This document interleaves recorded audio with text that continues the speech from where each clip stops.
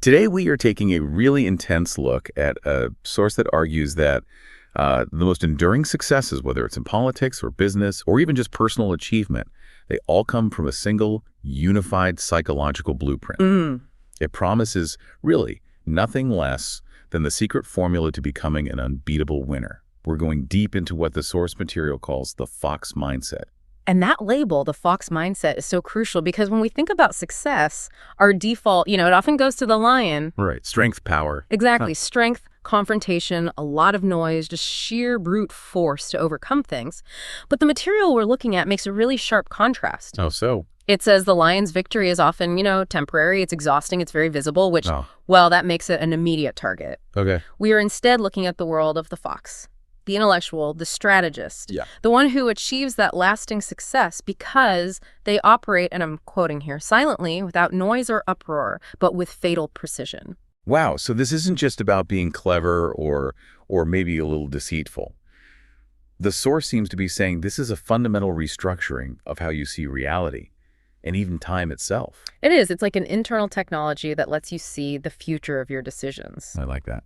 So our mission today is really to pull this concept apart, to analyze the specific, very demanding rules you need to adopt this mindset.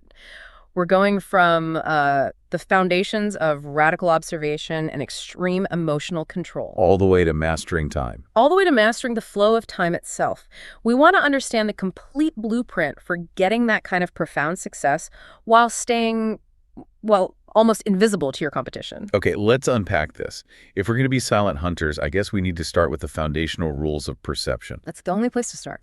So the very first rule laid out, it immediately challenges this idea that cunning is the fox's greatest trait. The source says the primary asset isn't cunning at all. It's pure, radical observation. I use this word, observation. But, we all look around, we all observe things. What does radical observation actually look like in practice that separates the fox from, everyone else? It's really the difference between just seeing facts versus comprehending signals. Signals, yeah. Radical observation means you filter out all the surface noise, the drama, the immediate reactions, and you focus on 3 specific hidden signals that the, let's say, ordinary person just ignores. What are those 3 signals? I'm curious. The first is the intent of every person. Not what they say they want, but the underlying motivation behind what they're saying or doing. Got it. Second is the move of every opportunity. Opportunities, they only. They don't always look shiny. Sometimes they're wrapped in complexity or inconvenience. The fox sees the direction of the opportunity, not its packaging. And the third? The third is the hidden benefit behind every risk. Every risk has a cost, we know that. Yeah. But the fox is kind of. X-ray vision, it determines if the long-term strategic benefit is really worth that known cost. It's a mechanism for proactive understanding. That makes the fox almost like a time traveler in a sense. You're anticipating the intent behind an action before the action even gives you a result. But let's be honest, that level of constant scrutiny, it just sounds exhausting. It would be, but that's where patience comes in. How does that connect? Because the source links this radical observation directly to the power of delaying your action. The connection is really profound. If you're truly observing radically, you start to realize that maybe 90% of the movement in the world is just wasted effort. Hasty people, they jump at the first door they see. They're driven by this fear of missing out only to find out it's a trap or, it leads nowhere useful. So the fox waits. The fox waits. Because it has observed the timing, the patterns, and the true intent of the environment, it knows precisely which door is the right one and, more importantly, when that door is going to open. So waiting for that right moment, for that right door. It isn't a sign of weakness or a lack of power, like the source says. Yeah. Not at all. It's actually a sign of profound understanding. That observation, it gives you certainty. And if you're certain of the outcome, then waiting is just. It's the necessary condition to get the maximum advantage. So waiting becomes an active thing. It becomes an active form of preparation. You're calibrating your response for that inevitable moment. It's a prepared mind, patiently waiting for the signal. It's not passive delay, which is, just procrastination disguised as patience. The fox is always working in silence during that wait. That sets us up perfectly for Rule 2, the strategic power of silence. I find this metaphor so compelling. The world is a jungle where those who make noise are hunted first. The silent become the hunters. How does silence become a weapon? Think of it as operational security for your entire being. Mm-hmm. The source is very clear on this. The silence has to be in your words and in your mind. Okay, what's the difference? In words, it means you never reveal your plans, your dreams, your strategies to anyone. In your mind, it means you have to maintain this internal tranquility, so your strategy stays clear and isn't, disturbed by external noise or your own emotional reactions. But in the modern world, especially in business or politics, you often have to communicate your vision, right? To get capital or motivate a team or build coalitions. Is the source suggesting you should be radically isolated? How do you balance that? The Fox operates on a need-to-know basis, and that's dictated by the goal, not by some emotional urgency to share. If you're constantly broadcasting your next big move, you're just giving your competition, or even just skeptical people, the time and the material to strategize against you. So they can look for weaknesses or intercept you. Or just copy you before you can even execute. The source's crucial insight here is that communicating the plan is a vulnerability, but demonstrating the result, that's unassailable. So the Fox keeps the move hidden until the very, very last second. You only speak when victory is already in your grasp. Precisely. You show the world the result, not the plan. Once the result is there, the deal is signed, the product is launched, whatever it is, the opposition is faced with a finished reality. There's nothing they can do. They can only react to your established success. If you had announced the plan early, they could have influenced the outcome. This silence is what shields your strategy from all that external friction. That's a powerful and, frankly, a high-stakes approach. Now, moving to the next rule, this is where the mindset gets a bit challenging, I think, in how it views human interaction. It's about utilizing the human key, or as the source calls it, manavriti padna. It claims the Fox knows every person desires something, and that desire can be used as a key to, quote, utilize that person. We have to unpack what utilization means here without, getting into malice, but just analyzing the mechanism. It's pure, raw strategic psychology. The source's intention here is clear. Mastery over others comes after you've mastered their motivations. As a skill required. The skill is reading a person's core desire, their fear, their greed, and their inherent weakness. The point isn't necessarily to exploit them, but to get to a level of predictive capability that makes conflict, well, unnecessary. So if you're trying to apply this, how do you practically read that core desire? If someone tells me they just want stability, how do I know if they really want power or recognition or just to be left alone? Radical observation is the tool again. You don't focus on what they say their goals are. You focus on their allocation of energy. Their energy. Where do they spend their time, their money, their emotional effort? If they talk about stability, but they're constantly investing their energy in high-risk ventures or public arguments, their core desire is probably stimulation or recognition, not stability. I see. The source insists on this. Focus on the person's motive because words can lie. But where you spend your energy, that never lies. So prediction is the strategic outcome. If I know what you really want, I can predict where you'll go next, or what decision you'll eventually make, even if your current actions seem to contradict it. And that is the path to winning without a fight. If you can anticipate the direction of their every decision before they make it, you can position your own strategy to align with it, or to subtly redirect their path. This is why the best strategists master psychology. They know understanding human motivation is the key to influence and control. You can't just assume people are logical. Right, you can't. They're operating on deep, sometimes hidden desires. And this all ties into the last part of this section, the mysterious power of invisibility, or adrishada. We talk about silence, but invisibility means you're present, but you're unnoticed.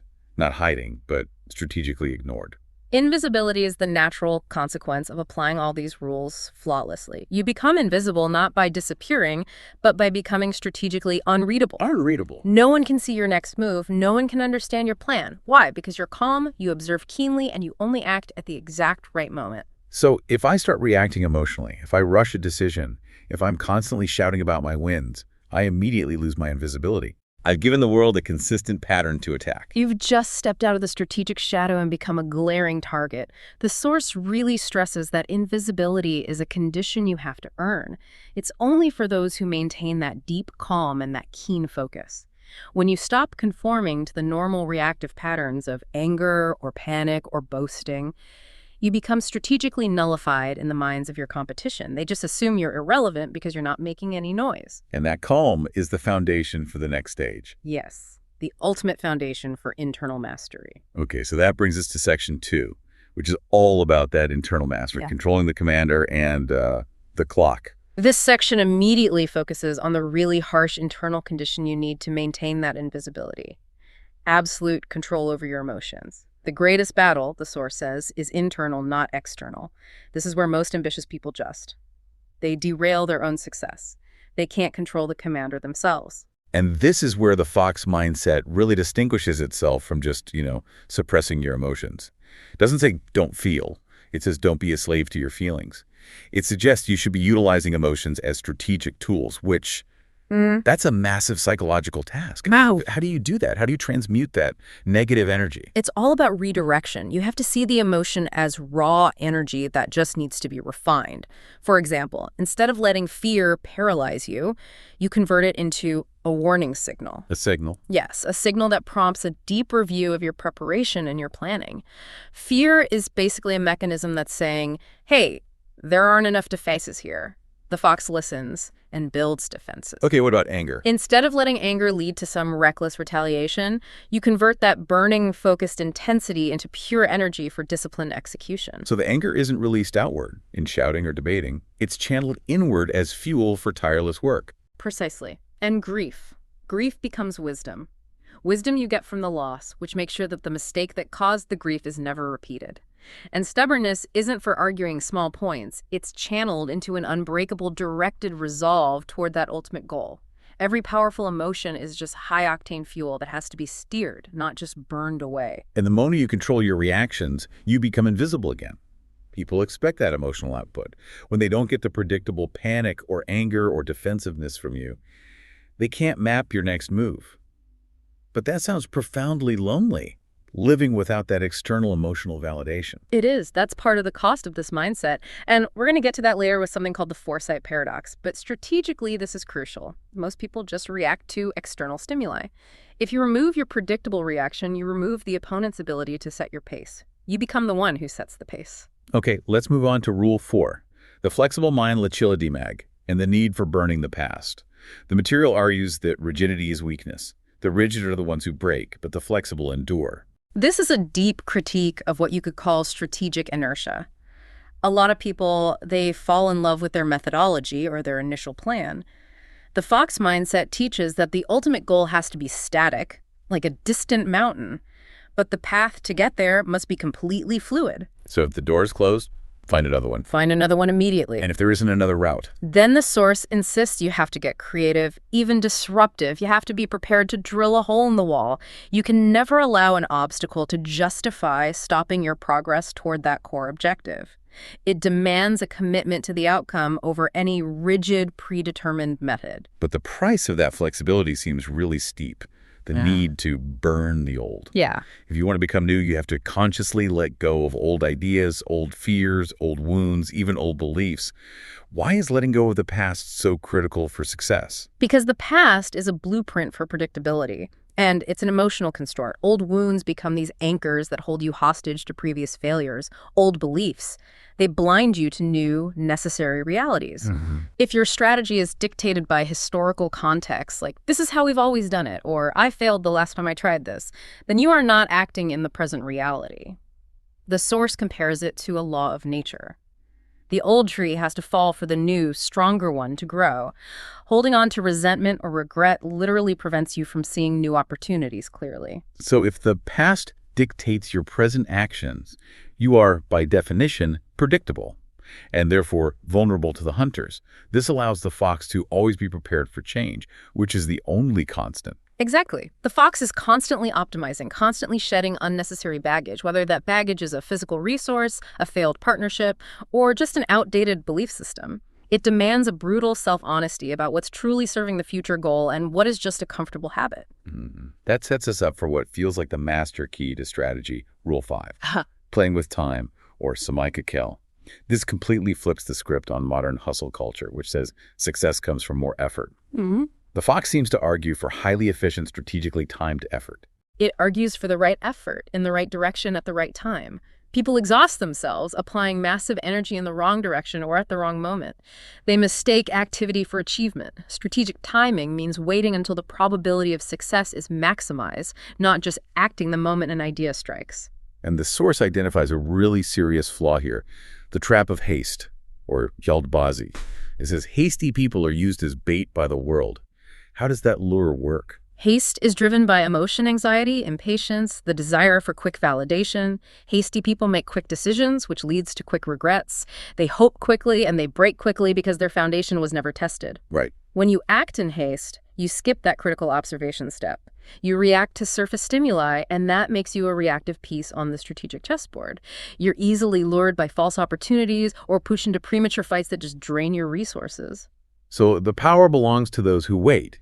But again, this waiting isn't passive. It's silent, continuous preparation until that perfect moment arrives when success is almost guaranteed. The wait is the sharpening of the sword. While the world sees calm, the fox is building resources, gathering information, refining the plan. And this preparation guards against what the source calls times 3 deceptions, fatal illusions that distort your judgment. Well, let's get into those deceptions. The first one is speed, the emotional distortion of time perception. Yeah, we know this psychologically. Stress or anxiety or even high excitement can make time feel like it's flying by, causing us to rush critical decisions. The fox has to separate emotion from timing to make rational choices. So if you feel pressured to act quickly, The fox strategy says pause. Objectively assess the actual necessary timeline. Don't let the internal feeling of speed override the external reality of timing. the second deception is opportunity. The source warns that not all shining opportunities lead to success. Many are just distractions. And this links right back to that static goal. If an opportunity doesn't serve the single overriding goal you're silently pursuing, then it's a distraction. And distractions are often packaged beautifully. They look easy, glamorous, high profile, but they drain your finite resource of energy, pulling you off the main path. You have to ask, is this a critical step or just tempting bait? Exactly. And the third deception, which the source calls the most fatal, abundance, the belief that you have plenty of time. This is where procrastination comes from. This is the enemy of momentum. Totally. The Fox mindset demands brutal honesty about the compounding cost of delay. If you delay today's critical work, the cost tomorrow is exponential. It often forces you back into that trap of haste later on. Abundance of time is a feeling. Scarcity of critical time is the strategic reality. So critical work has to be done now. How does a fox manage this monumental task of time mastery and construction while staying invisible? The source calls it the strategy of invisible construction, Adrisha Nirmor. This is the practical method. You break down every large goal into the smallest possible parts. Why so small? Because the smaller the goal, the faster the win. And the faster the win, the greater the accumulated momentum. Large monolithic goals, they intimidate your internal commander and they alert your external competition. Small, invisible construction allows for rapid, consistent achievement. So the foundation has to be built silently. The world only sees the finished building, not the thousands of hours you spent pouring the concrete or securing the permits or refining the blueprints. Exactly. The preparation has to be deep and unseen. If you're building a new business, the world should only see the launch and the results, not the struggle of coding the product or the painstaking negotiation of supplier contracts. That deep, unseen work ensures that when the fox finally does step forward, the foundation is so robust that the success feels sudden and inevitable to the outside world, even though it was years in the making. And that silent construction protects the fox from external scrutiny and premature sabotage. That's the key. Okay, we've established the need for silence, observation, and time mastery. Now we're moving into the really challenging internal frontier. This is psychological warfare against yourself. Rule 6 introduces the shadow of the mind, Man Ki Chaya, the greatest unseen enemy. It sounds like the source is explicitly detailing self-sabotage. It is. It's the internal filtering mechanism that consistently presents itself as an external obstacle. The shadow is the voice of safety, fear, and inertia. It lives inside you, twisting opportunities, amplifying fear, and causing failure right when success is closest. The source is adamant about this. Very. It says you cannot win any external strategic war if you haven't recognized and neutralized this internal enemy. It's a filter that ensures you always stay small and safe. And the shadow uses 3 major tactical controls to keep you paralyzed. The first is illusion. This is that voice that tells you need more resources, you need more knowledge, more certainty, keeping you from starting the critical task now. The shadow loves safety and inertia. Preparation is its favorite form of procrastination. So the fox has to counter that with immediate small action. Right. And the second is comparison. This one is insidious. It really is. Comparison makes you feel unworthy or inadequate by constantly matching you against the highlight reels of other people's achievements. This just erodes your ability to recognize your own unique power and your own timing. The Fox mindset insists that every individual operates on their own strategic timeline. Comparison is a guaranteed path to emotional paralysis. And the third, control, regret, shackling you emotionally to the past. Regret weaponizes old failures to prevent you from moving forward. The shadow says, see what happened last time, don't risk it again. The fox has to burn the past, like we talked about, recognizing that past failure only offers wisdom if you extract the lesson, not if you dwell on the emotion. The source is also very specific about timing. It says this shadow is most powerful right before success. It causes inner sabotage. It confuses you so you quit right before the finish line. Why is that final door the hardest battle? Because when you're close to victory, the stakes feel the highest. If you fail now, the loss of effort and potential just feels immense. The shadow interprets this high risk as an existential threat, and its primary function is safety. So that tries to get you to retreat. It ramps up the fear of loss, framing retreat or quitting as the safer, easier option. The Fox mindset demands that you recognize this internal intensity of self-doubt as an affirmation. The loudness of that voice is often inversely proportional to how far you are from success. When the voice is loudest, you are closest to breaking through. So the solution isn't to try and eliminate the shadow, which is impossible, but to practice what the source calls shadow negotiation, directing these weaknesses. Yeah. How do you actively use the fear of rejection as fuel instead of a stop sign? You accept the weakness exists, but you redirect its inherent energy. Take the fear of rejection. Instead of letting it stop you from making the call, you use that very fear to make sure you prepare so thoroughly, with backup plans, data, and unassailable presentation, that rejection becomes highly improbable. Or at least less painful. Or at least less painful. You turn the fear of failure into an obsessive attention to preparation and detail. The weakness becomes a mandatory fuel source for elevated performance. This technique requires entering what the source calls the mind's dark chamber, the deepest, most secret part of yourself, where hidden desires, buried fears, and silent rage all live. Why is accessing this part of yourself so vital for strategic dominance? Because these are the true unconscious engines of your actions. And if they're left unacknowledged, they control your strategy without you even knowing it. You have to acknowledge your hidden desires for power, recognition, control to direct them consciously. So if you pretend you don't want power, You'll make decisions that acquire it haphazardly and often destructively. If you acknowledge the desire, you can develop a clean, ethical, and structured plan to achieve it. and what about confronting the buried fears? You have to face those head on. They're often based on past trauma or long-gone circumstances, not your present reality. The Fox mindset requires you to look at a fear and ask, is this fear still true today? 90% of our fears are mental pictures based on history, not actual current realities. And the silent rage. That rage has to be used as controlled fuel, never directed as emotional revenge. Revenge is a weakness because it's reactive and it's often self-destructive. But a deep sense of injustice or dissatisfaction or that controlled rage that becomes unparalleled motivation and focused forward momentum. It provides the sustained energy you need for that invisible construction. Exactly. And the negotiation has to centrally address self-doubt, that voice that offers safety over greatness. I mean, the whole Fox mindset is fundamentally about challenging your internal narrative to step into something extraordinary. The dark chamber reveals that the voice offering safety is the greatest enemy of greatness. Safety is low leverage. The Fox mindset requires constantly interrogating that voice of doubt. Am I truly incapable, or is this just my fear trying to keep me comfortable? You have to challenge your own limiting beliefs, the story you tell yourself about what you're capable of to advance. Once that intense internal mastery is achieved, the mindset evolves into something almost transcendental. The sage instinct, the ability to see the future not as a mystery, but as a pattern, a signal that most people miss. This is the high-level synthesis of that radical observation and profound calm. The sage instinct means you read subtle signs in the environment, not just major events, but the footfalls, the wind direction, the grass movement. Change never comes suddenly or without a warning. It's preceded by hundreds of tiny, quiet signals. And if you're calm enough to hear those quiet signals, you're already miles ahead of the competition who are caught up in all the noise. But if intuition isn't magic, How is this actually trained? Is it just cataloging thousands of past observations until the pattern recognition becomes subconscious? That is precisely the mechanics of it. Intuition, or antargene, is the capacity born of deep observation and a tranquil mind. Every observed fact, every realized intent, every predicted outcome is stored. Over time, the mind begins to see the matrix, the repetitive nature of human behavior and world events. When a new situation arises, the mind instantly recognizes the pattern from all that stored data. That allows it to predict the outcome before the sequence even finishes. It's trained, high-level, rapid-fire analysis, not a mystical flash. That makes sense. It's an algorithm developed through experience and reinforced by calm. But seeing the future, the source says, comes with a heavy price.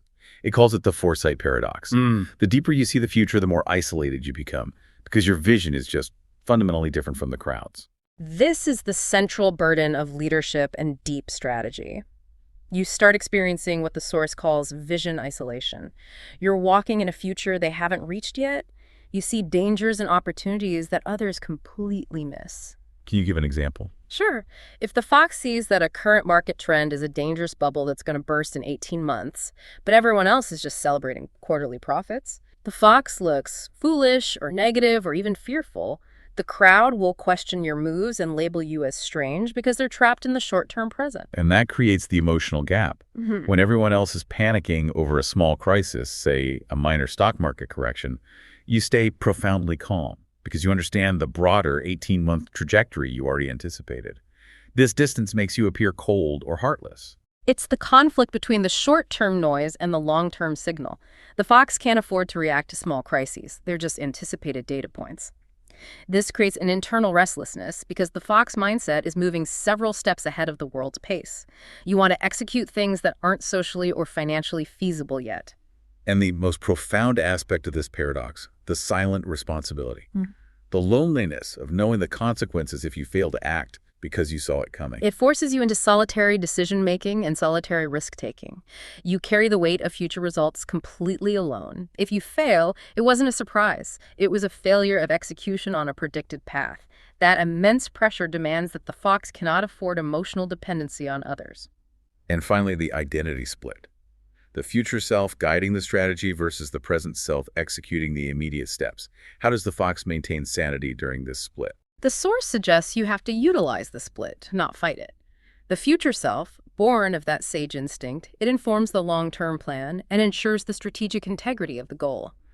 The present self, unburdened by the vastness of the future, executes the small, immediate tasks of invisible construction with total focus. This equilibrium is what prevents the strategist from becoming overwhelmed or paralyzed by their own foresight.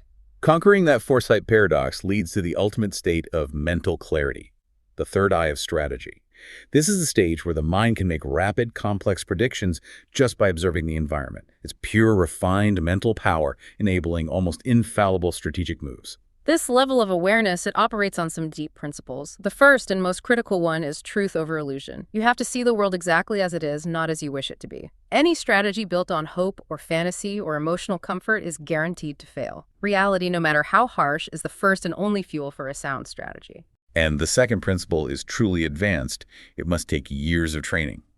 Multi-layer vision, seeing 5 layers of reality at the same time. Normal people see 1, maybe 2 layers. Let's detail what those 5 layers are for anyone listening who wants to achieve this kind of clarity. Right. The ability to process multiple levels of reality allows the fox to see the entire dynamic, not just the symptom. Layer 1 is what is apparent, the surface facts, the press release, the immediate market action. Okay, the obvious stuff. Layer 2 is what is unseen but clear. These are the obvious implications that most people just ignore: the debt structure behind the stock price or the internal political fight behind the show of public unity. So layer 2 is what happens when you just apply simple logic to layer 1, but most people are too distracted to do the math. Exactly. Layer 3 is what is hidden in intentions. This is that manovrity padna we talked about, applied to the situation, understanding the core motivation of the key players. Layer 4 is what will affect the future the short-term, maybe 6-month consequences of the current action.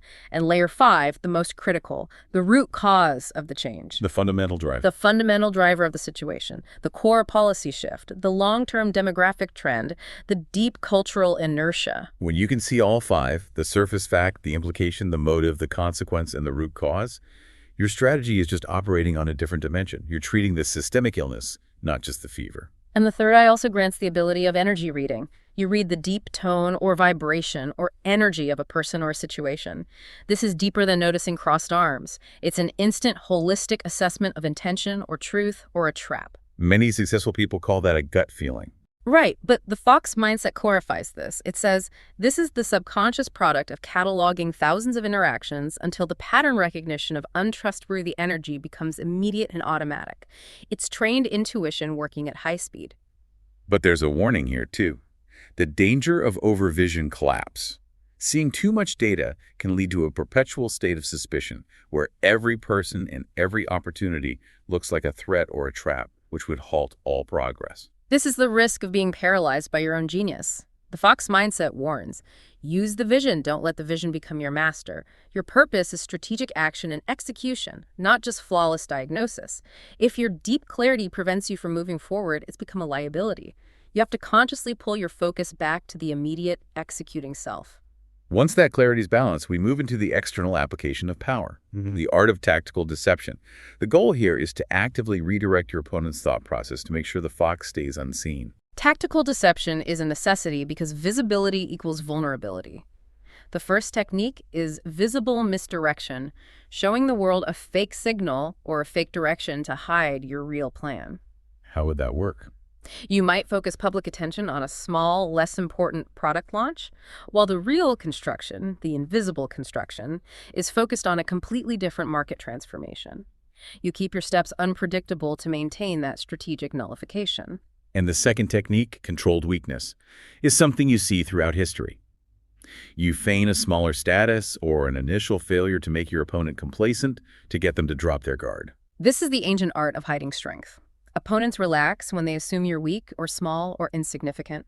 This allows the fox to keep preparing in silence, the shadow strategy, and then deliver a decisive surprise strike later, leveraging the enemy's overconfidence. The opponent wastes energy celebrating what they think is your failure, while you're just accelerating your preparation unseen. Precise. The third technique, the psychological mirror, sounds the most ethically complex, and it must require immense internal control, becoming a reflection of your opponent in thought and behavior so they feel safe and willingly reveal their weaknesses. It is the most powerful technique for information extraction. By mirroring their behavior, their thought patterns, even their vocal cues, you create this powerful, unconscious sense of trust and familiarity. They lower their psychological defenses because they believe they're talking to someone exactly like them. And they reveal their strategy. They essentially reveal their core strategy and motivations to you without realizing you're just an empty reflection absorbing data. The fox uses this not just for destruction, but often for defense and advancement, using that knowledge to predict and neutralize future conflicts. And the ultimate focus of all this strategy and deception is endgame control. You're focusing all your efforts on the final moments of the game, because the ending is what dictates history and memory. The winner writes the history. The tactical strategist cares less about winning every small battle and more about ensuring that the final decisive move, the endgame, is completely under their control. All the prior moves are just setups to make sure that when the moment of truth arrives, the fox holds all the levers of power and timing. This brings us to the final, highest state, the silent crown. Influence without noise or a title or declared power. This is the ultimate mastery. The crown is worn on the mind and not on the head. Your influence isn't based on shouting or official titles, but on the unshakable clarity and the proven success of your vision. People follow because your presence stabilizes situations and your energy is steady. And this state is only possible because of detached power freedom from clinging to the results. The fear of loss is eliminated by maintaining that strategic distance from the outcome. If you cling to the result, you are emotional vulnerable. If you see the result simply as the logical, anticipated consequence of your strategy, you remain calm regardless of the immediate victory or setback. The success is just an event. The strategy is the constant. The fox, in this final state, is the observer. Seeing the world as a game and yourself as the grand strategist making the moves, completely freed from emotional reactions. It's the merger of the fox's cunning, the sage's vision, and the king's calm success, where the results are so decisive and quiet that they just speak for themselves. This is intellectual dominance achieved through exhaustive, sustained internal transformation. So what does this all mean? The Fox Mindset provides a comprehensive internal blueprint for achieving unbeatable success. It demands that we substitute emotional reaction with radical observation and replace brute effort with strategic timing. It's a framework for intellectual dominance. It demands a really arduous internal journey, from mastering external observation to conquering the internal shadow through negotiation, and finally achieving that multi-layered strategic clarity. The result is a life where your outcomes are so decisive and quiet that they are simply undeniable. But let's circle back to that challenging aspect we covered. The source emphasizes the foresight paradox, which inevitably brings pain and isolation. If gaining the power of the third eye of strategy requires you to accept being misunderstood, maybe even actively disliked, by the majority because you are constantly walking in a future they haven't reached, is that a price you are truly ready to pay for unbeatable success? Think about that isolation and whether the silent crown is worth the silent response.